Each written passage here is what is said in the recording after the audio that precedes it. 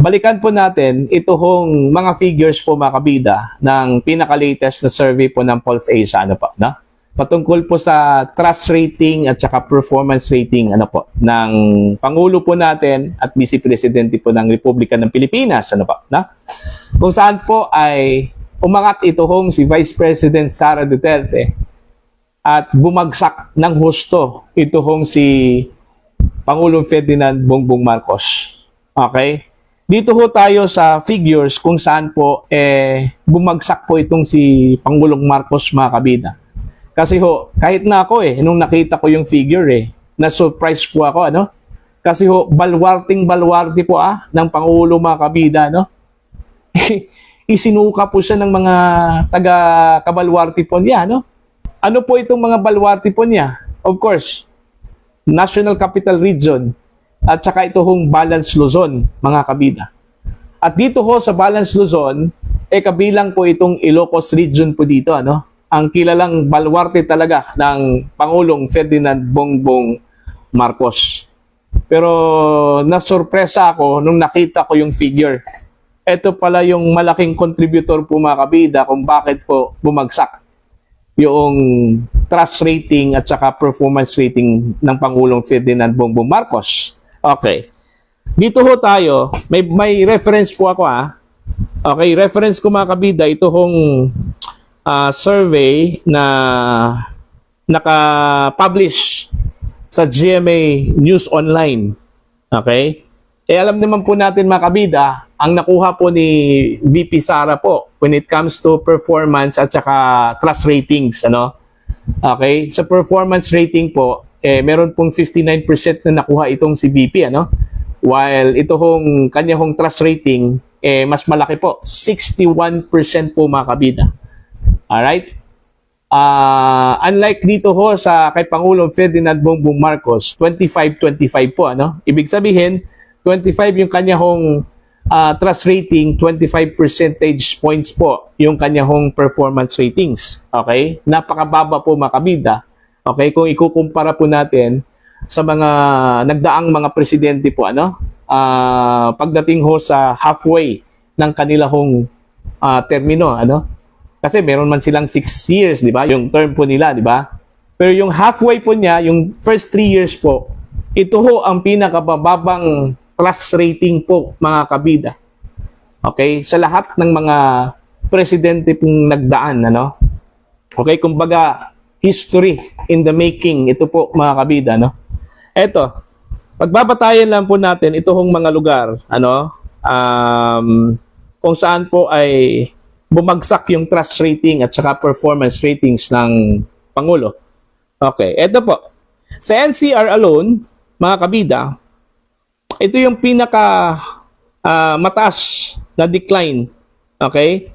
The decline in his trust rating was also the highest in NCR by 24 percentage points. In Balance Luzon, came second or next with negative 22 percentage points. Mantakin nyo negative. Hindi ho positive. Negative 22. Okay? Then in Mindanao, negative 13. Of course, maintindihan mo yan, ano? Understandably. Kasi yung Mindanao po ay balwarte po ng mga Duterte po yan, ano? And then, in Visayas po, nakakuha lang nakakuha po itong si PBBM ng negative 9 percentage points, mga kabida. So, wala hong positive. Okay? Ang positive lang ata itong NCR, no? 24. Pero bumagsak. Okay? Bumagsak. Okay. Dito ho sa mga class, mga kabida.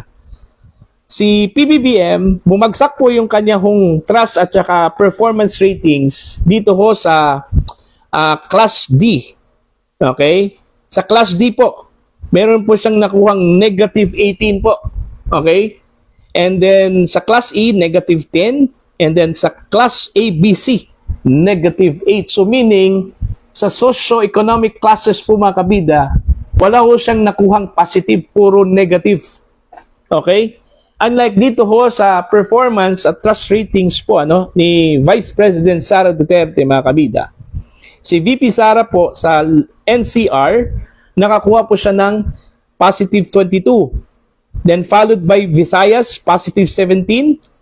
Then Balance Luzon, positive 5. And then Mindanao, positive 3. No? It also peaked among Class E, positive 13. Class ABC, positive 11. And Class D, positive 7. Puro positive yung nakuha ho ni Vice President Sara Duterte, mga kabida, ayon po dito ho sa figure po ng Pulse Asia, ano po, na? So, kung titingnan po natin, bumaliktad po, ano, yung scenario po. Nung previous surveys po, mga kabida, Okta, Tanjiri, ano po, na? Ito hong SWS, mas lamang po itong si PBBM, ano? Okay? Mas umangat po siya sa Balance Luzon, sa NCR, maging dito ho sa socio-economic classes po, mga kabida, ano po, kumpara po kay Vice President Sara Duterte. Pero dito ho sa survey po ng Pulse Asia, malaking turnaround po. Okay? Malaking turnaround po yung nangyari po, mga kabida. Dito lang po ako na surprise, mga kabida, sa Balance Luzon. Baluarte po yun ng Pangulo po, mga kabida, no? Pero nakuhang ibinagsak po siya ng kanyang mga kababayan po sa Luzon. Alright? Anong ibig sabihin po dito? Nawala na po yung kanilang pagtitiwala po, ano, sa Pangulo? Okay? Yung trust po nila sa Pangulo, bigla hong nawala. At saka yung performance po ng Pangulo po, hindi ho aprobado sa kanila. Ano po? Ano kayang nakita kong rason po dito? Ano? Pero base po sa mga analyst, mga kabida, ano, nababasa ko po sa mga social media, ano po, isang factor talaga na napakalaking contribution dito ho sa pagbagsak po, mga kabida, sa trust ratings at performance po, ano, ng Pangulo. Ito hong pag-aresto po kay dating Pangulong Duterte. Kasi dami kasing question dito eh. Ano? Kumbaga, ang perception po dito, mga kabida, parang pinipuwersa po, ano? Okay? Illegal na pag-aresto po sa dating Pangulo. Yun yung nakita kong parang pinakamalaking kamalian, kasalanan po, ano, ng Marcos administration po, mga kabida. Okay? Kaya ito po yung naging resulta, ano? Dahil ho dito sa pagbagsak po ng trust ratings po ng Pangulo, performance ratings ng Pangulo, mga kabida, pati yung kanyang mga senador po, yung senatorial bets po niya, nadamay po. Ano? Kaya nga, tuloy, ito hong mga kandidato ho niya, nangangamba po ngayon.